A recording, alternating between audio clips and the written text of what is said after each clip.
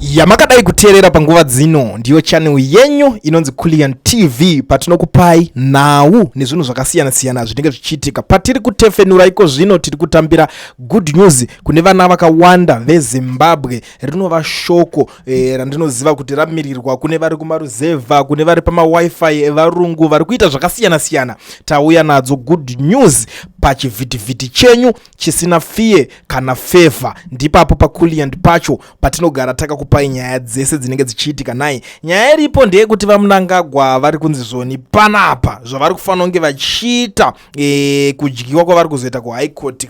High Court iri kudedza kuti aiwa vaMnangagwa ngavabuditse report inoratidza kuti aiwa land kai yanga ichimbotengeswa sei kunyanyanya state land, because nyaya iri kunetsa ndeyekuti unongonzwa zvichingonzi land yese paZimbabwe ndeya president. If you go kunzvimbo dzakaita saNharare South kuna nani kuya kune nzvimbo dzakasiyana-siyana, if you go kuna kuwadzana kune kwakawanda kwekuti ukatosvika izvezvi uchitotenga land kako unovaona vakomana vemusangano, vakomana veZanu vachitodedzera kuti tiri kutotengesa land une mari $300 yacho muHarare, $500 yacho muHarare.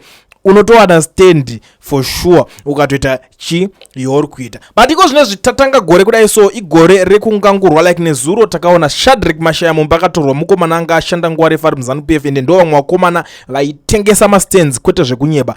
Takazoshamisisawo futi pane musikana uya wekuMount Pleasant akangopindawo futi imomo munyaya dzacho, anova weku opposition akusaziva kuti nyaya dzakewo dzinenge dzakamira sei. But iko zvinezvi nyaya iripo yekuningirikirwa kwavaMnangagwa ndo yatati tionesani kuti vaMnangagwa zviri kumbofamba sei. Nyaya dzemuZimbabwe dzinonetsa chinhu 1 because isusu we all know kuti Mnangagwa ndiye anocontrola masystems ese. Chinhu chese chiri muZimbabwe like iye asati atopinda atotanga atogara atotaura kuti we are the army, we are the police, we are the judiciary, we are everything. Semunhu anocontrola zvese hatisi kuziva kuti harisi skillful here, since vari vanhu vekuti vari pancalculating version. Harisi skillful here rekuti vaite sei vauye nechebackdoor zvitenge masystems akutanga kushanda, because zviri kutondivhundutsa kuti Mnangagwa anongonzi akungoluza a court case just like this, akungori kana atonzi High Court yotomudza kuti anofanira kudai so just like that. And then the next thing yanobva ati I'm a law abiding citizen, I'm a constitutionalist, ndoteedzera mutemo. The next thing pakutosungwa vanhu. Saka ndikufunga kuti ameno pamwe ingori skill rekuda kungangura vana vevanhu, because vanozviita madhara acho kana vachinge vane zvinhu zvavo zvinenge zvichivakanganisa kana kuti zvinhu zvinenge zvichivaboa. But panapa muri yeZimbabwe nyaya iripo pari kunzi the High Court has ordered President Emmerson Mnangagwa to make public a long hidden commission of inquiry report into the sale of state land, a document that exposes major corruption and unlawful land deals. The report, compiled over 6 years ago, investigated illegal land sales and unregulated urban settlement by developers commonly referred to as land barons who allegedly sold the land without authorization. The case was brought to court in September 2023 by former legislator Alan Norman Markham, who sued President Emmerson Mnangagwa and the Attorney General for failing to publish the findings. Markham argued that keeping the report hidden violates Section 62 of the Constitution, which guarantees citizens the right to access information held by the state for public accountability.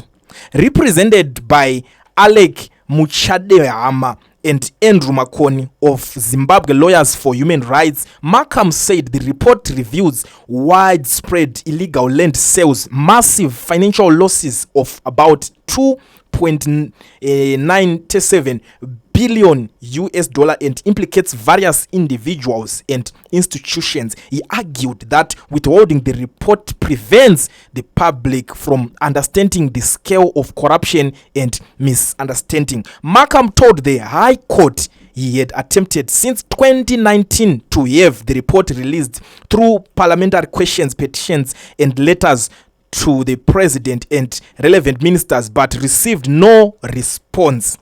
In their defense, President Mnangagwa and the Attorney General claimed that publishing the full report could infringe on other people's rights. The Commission of Inquiry, chaired by Justin Tendai Uchena was established after illegal settlements began appearing in urban areas, often built on state land without essential services such as water, electricity, roads, schools, or clinics. Many residents reportedly lost money due to double sales and illegal housing projects, prompting public calls for action and accountability. On 24 December 2025, Justice Maxwell Takuba ruled that withholding the report violates citizens' constitutional right to access information.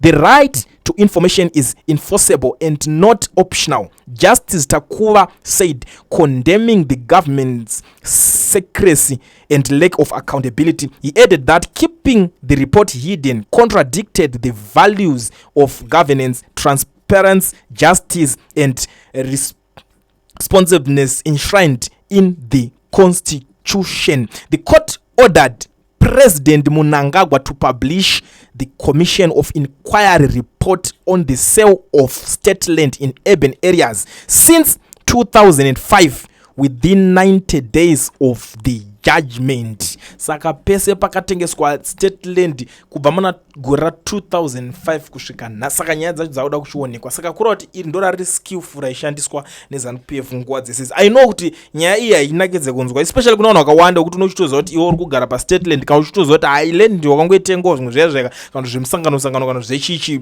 Panotanga kubuda nyaya idzodzidzi pachinzi pachitanga kubudiswa kuti right angari maland baron ndanani. Kune vamwe vakachema for sure. If you go kana if you still remember nyaya dzekunana retreat kwekuya, kuno mumwe munhu wekuti atotenga chinhu chake obva ajutwa land yacho obva adididi. Nyaya dzevanhu vakadaro vanotanga kunzwa nyaya idzi vakajutwa vava vanotanga kunzwa kunyeveneka kuti maybe tinogona kuona rubatsiro. Kozoitawo vamwe vanhu vekuti vagara vane makore. If you go kuHarare South kune mamwe maside ekuti vakatowana mastands iwayo muna 2012. Saka vanenge vakutanga kugaya kuti saka takuda kutorerwa from 2012 2026. Saka zvine basa rei zvakutanga uyu former MP anenge akaita dzungu. Saka chakanakira mumwe chinogona kuipira mumwe. But this is the situation right now. Inini ndangoyo kuti ndingokuudzai zviri kuitika. Handina chekuita nenyaya iyi honestly because handidi kuti mangwana ndikitazosangana ikoko mutanga kuti waitanga waitaura nyaya uchifarira kana kuti kuda kuzotorerwa kuroda kuti kwa vanhu vestate land ichidzokera kunhingirikini kana kuti kuda kuzonhingirina kwevanhu. Inini ndangoya ndikuzivisei zvinhu zviripo kuti vaMnangagwa vacho vari kunzi valuza case seiko vari kunzi varelease that nhingirikiniro inenge ichidiwa so that vanhu voziva kuti zviri kunyazofamba sei, zvakafamba sei, makatenga apa, makatenga sei, makatenga kunani, makatengeserwa sei, makatengeserwa chichi. Ndo nyaya ingoripo mhuri yeZimbabwe. Saka ndangoti ndingofara panapa ndingokuzivisai mhuri yeZimbabwe semazuva ese yamakadai kuteerera panguva dzino. Ndiyo channel yenyu inonzi Kulian TV patinokupai ma-updates now nezvinhu zvakasiyana siyana zvinenge zvichiitika. Ticharamba tichingokupai tichipakura tichikuzivisai zvinhu zvakasiyana siyana zvinenge zvichiitika. But ndisati ndaenda zvangu nekuti tichange tine zuva rakanaka tichizivisa zvakasiyana siyana. Ndoda kushandisa mukana kuzivisa maZimbabweans ese zvawo vari muSouth Africa vanodawo kuregisterwa makambani nekuvhurirwa maFNB business account vasina mawork permits but vangori nemapassports chete, kuti mazuva ano zvave possible through company inonzi Education Research iyo inotungamirirwa nana Mukoma Owen. Even if you are outside South Africa, chinongodiwa chete unofanira kunge une entry stamp papassport yako kuti zvinhu zviite sei zvikwanise kunge zvichiitika possible. Unokwanisa kuregisterwa company yako. Vanhu vari kunana diaspora gudukai pamunouya pfurai nemuSouth Africa muregisterwe makampani naMukoma Owen. Zvinhu izvi kaizvi zvinhu zvakarongeka kaizvi. As long as une passport yako wotoziva kuti zviri pamutemo. Kune vamwe vanobvunza zvakasiyana siyana kontozoita se business permit munema kutobvunza nyaya dzakakura because business permit for you kuti uiwane unenge wakutofanira kunge wakadeposit something like 5 million rands maaccount mako, but for now you don't have that amount of money. Saka waita sei? Unongodhila unoenda kuEducation Research nepassport yako wombovhurirwa zvauri kukwanisa zvelevel rako iwewe. Zviuya zviri mberi wototanga kutooparata. Vamwe vari kutotora maflats dzimba vachitorana vari kwavari ikoko outside South Africa but akatosiya akatoinvesta muSouth Africa. Unozodei mangwana kana information yacho yakadai so unozoiona kupi mangwana mozoti handarudo nemi namba ndakusiyire paflyer. Taurai naMukoma Owen Education Research ndizo namba dzavo idzi vakubatsirei ipapo.